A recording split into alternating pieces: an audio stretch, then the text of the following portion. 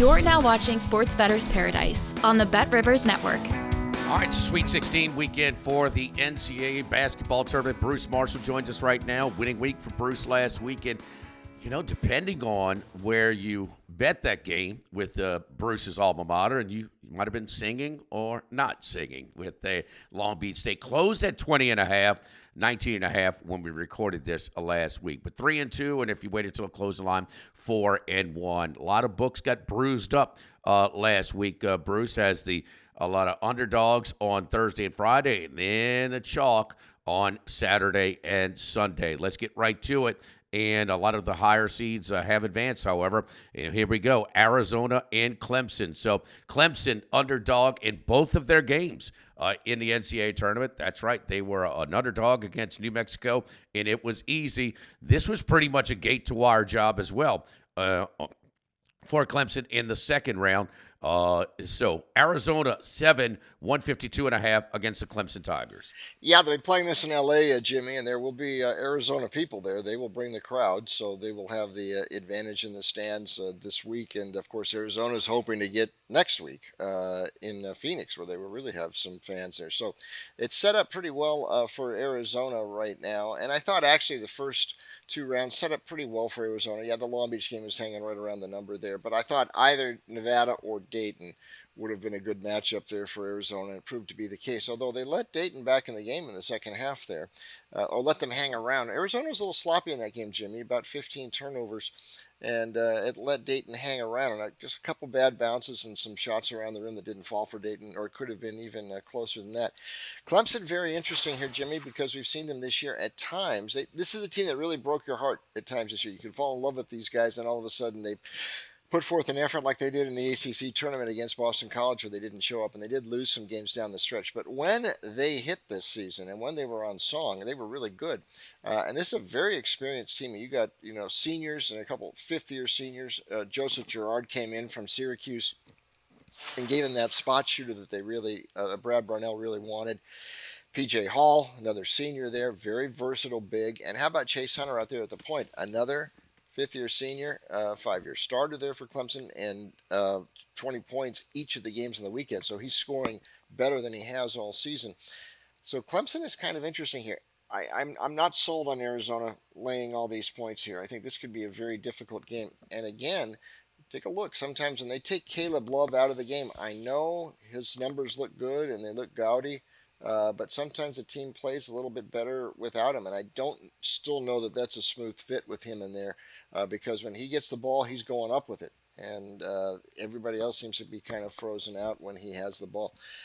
I'm going to lean to Clemson here, plus, and this might be one of these where Clemson is close enough, maybe doesn't win the game, but you've got sufficient cushion there, Jimmy. 7 is not an insignificant number. I think Clemson might be worth a look to keep this thing really tight. I think Clemson's a real interesting team as well. And listen, they go gate to wire against Baylor despite limited availability for their leading scorer and rebounder in P.J. Hall. Fouls, Yeah, and Hall is, he is an excellent player. He's got great moves down to the low post. He shoots free throws well for a big man, and he can go out and knock down the three as well. He passes very well. So for him to stretch in the second half, about 6 minutes to go in the first half, and then again in the second half, they still go gate to wire against Baylor. Keep in mind, Clemson's a team that is going on the road to Chapel Hill and won, on the road to Tuscaloosa and won. Alabama, yeah. On the road in Durham. They got robbed. They get 2 free throws with a second to go. So they have pretty much, just had, of the 80 minutes they played this tournament, they've led for about 78 minutes. Yeah. They have rarely trailed. And speaking of minutes, Hall only played 19 minutes on Sunday. Because of foul trouble. And he had some foul trouble in the first game, too. So that's going to be important for them to keep him on the court. But they're being very efficient with the offense, with Hunter especially scoring.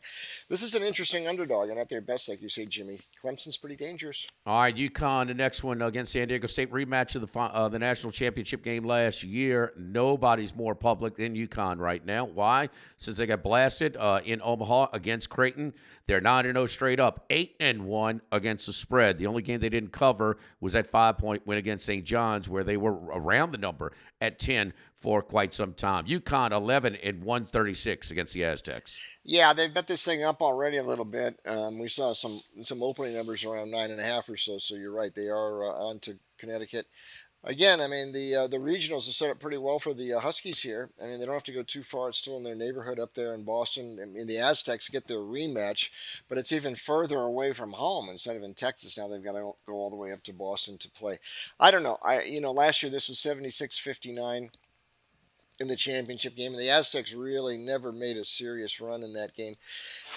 And I wonder here, so much of what San Diego State does revolves around Leday. And yesterday, they just jumped on Yale early, and Yale had played its one game, in the first game against Auburn. They just weren't quite the same yesterday. But San Diego State had played close game after close game after close game down the stretch this season. So much of what they do revolves around Leday down on the blocks there. And he can dominate, and he gets away with some rough stuff sometimes, and they were really up against the wall against UAB on Friday. But I do not believe UConn is going to let Leday be that much of a factor in this game. I mean, Klingon has turned into a defensive force. They've got size up front, and I think other guys are going to have to step up for San Diego State, and they haven't done that as consistently this season. This is a well-oiled machine for UConn. Some guy, Newton was the leading scorer in the championship game last year. There he is again as a force, Klingon. We've seen what Castle can do. Carabin. I mean, this is a very, very experienced team in March. And, the Aztecs, I thought maybe had a better shot at them last year than they had this year. And now you've got to play these guys up in Boston. I don't think so. I think UConn keeps it going here, Jimmy, all the way into Saturday and the Elite Eight. And I would lay the points against the Aztecs. And unlike the last team to repeat as national champion, the Florida Gators, they returned everybody, but both seasons. I mean, this is not the case. This is almost an entirely different roster for the UConn Huskies. So they are really, really tough. All right, let's go move on to the nighttime session of Thursday night. The late games, rather. North Carolina 4 and 173.5 over Alabama.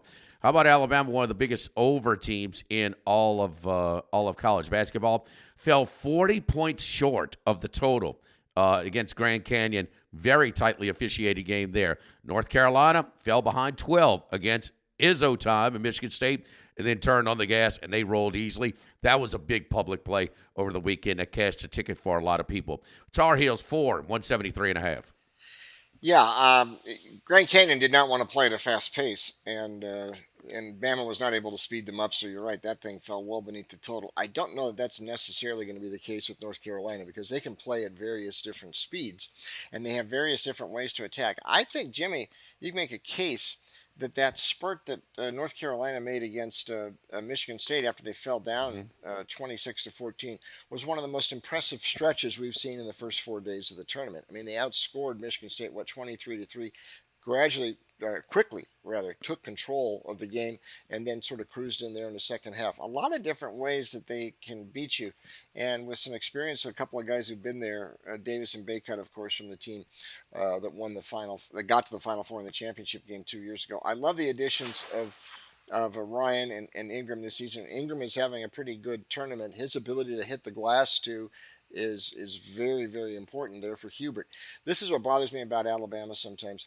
The rebound. I mean, we knew the defense. We talked about this during the season. I mean, how spotty the defense could be. Played a little better on the weekend against Grand Canyon at least, but rebounding is not great. They are not a great defensive rebounding team. Carolina, a very good offensive rebounding team. But can they get Ingram off the boards? I'm not sure that they can. Bama is not there's kind of a physical team, but sometimes, they just get going a little bit too fast for their own good. And I think North Carolina can play at various speeds, and I think they've got some matchups that are going to cause Bama some problems. And this is where Bama's season-long deficiencies on defense really end up costing it, I think. It might get over that 173. It might be like the Charleston game for Alabama. But at that price, 3.5, 4, I'm still on North Carolina here, Jimmy. I'm with you all the way. Alabama, number one scoring team in the country right now out of 362 teams. So, North Carolina more of a complete team. I think Oates is, he had a better team last year and the year before. So a little bit Oh, no, a little bit of a surprise that they're one of the few SEC teams remaining in this NCAA tournament. You talk about the Alabama, North Carolina pace, and I would tend to like the over as well. So both of these teams average about this total score. You put them together. Oh, no, you and North Carolina is fine and dandy, just running up and down the court. R.J. Davis plays really, really fast. Talking about a battle of tempo, the last game that we'll look at on the Thursday schedule for the Sweet 16 is Iowa State and Illinois. Iowa State wants to walk it up. Illinois wants to get up and down. The Illini, they score a lot. They are number 12 in the country, scoring 84 points a game. Iowa State, 117. So battle of tempo here between Iowa State and Illinois. Yeah, and it's the defensive numbers there, the adjusted defensive numbers for Illinois are not that great here, and that's I think the concern Brad Underwood has because the defense hasn't been as good as he would have liked for various times during the regular season, and certainly lately that's been the case. But they have been hot; they've been winning, and both these teams sort of dispel the notion, Jimmy, that winning a conference tournament can empty the reservoir before you get into the big dance, because both these teams won their conference tournaments and then fared pretty well last weekend. You're right about the defensive intensity there for Iowa State. It's great. They don't have to play that fast. But, man, they really took Washington State out of the game on a Saturday, and we saw what they could do on the stop end there. What I think, though, I like Illinois here just because – one, I mean, Iowa State is as tough as they are defensively. I mean, those guards are not that big. I mean, Illinois is going to have a size advantage there, especially out there in the perimeter. This is a very unique team with some of these offensive weapons they've got. Shannon, Jimmy, scoring over 30 per game his last 6. He had a great Big Ten tournament in Minneapolis. He has been absolutely on fire. A very difficult matchup. I mean, he's sort of a big out there in the wing. I mean, he's going to be able to shoot over almost anybody. And he can do other things with the ball, too. But he's not the only guy they've got. I mean, Domask is sort of like a point forward, sort of. And, you know, he came in here from Bradley. And once he got his, or from Southern Illinois, I'm sorry. Once he got things going, that's when Illinois took off this season. Hawkins, a difficult matchup, 6'10", very, very awkward matchup for teams. And down on the blocks, they're tough, too, with danger. So they've got a lot of different ways they can hurt you. And I think that size on the perimeter is going to be a plus here. I give Iowa State all the credit in the world, but, you know, Lipsy and those guys, it's a smaller team. At some point, that's going to end up costing Iowa State here. As tough as they can be on defense, Illinois is a very difficult matchup. I'm going with offense over defense here, so I'm going to take Illinois. And I actually think I would love to see them go up against UConn on Saturday. I think that's the matchup we're going to get. So I'll lay the points with I'll take a little bit here with Illinois. I think they're going to win this game outright. Illinois has won 9 of their last 2, and they're scoring a ton, like you said, Bruce. And Shannon, 32.5 points a game in that 6-game stretch, 6-game winning streak. The only time he didn't was against Purdue, and that was a home loss against Purdue, 77-71. So Purdue, you know, with Edey, they certainly don't want to neutralize him and go up and down, so they slowed it down. So, you know, for a 6'6 senior, he's playing at the highest level, scoring at the highest level in college basketball right now. But I mean, a guy that's going to be drafted that high, I mean, it's interesting. That's today's college basketball, retaining some of their stars. Yeah, and there's a case for him to be the best player in the country right now. I mean, there's games I've thought this is the guy who could really take Illinois all the way. So I would watch Shannon closely and watch the Illini. I think they got some run left in them here. Well, he's the best guard right now. You know, there's no doubt about that. He is tough to deal with. A big guard as well. So Illinois, the pick on that one. All right, Bruce and I will be back next week. Paul Stone as well. So Paul, after a 5-0 week last week in the opening round of the NCAA tournament. For Bruce Marshall, I'm Jimmy Ott here on the Sports Bettor's Paradise on the BetRivers Network.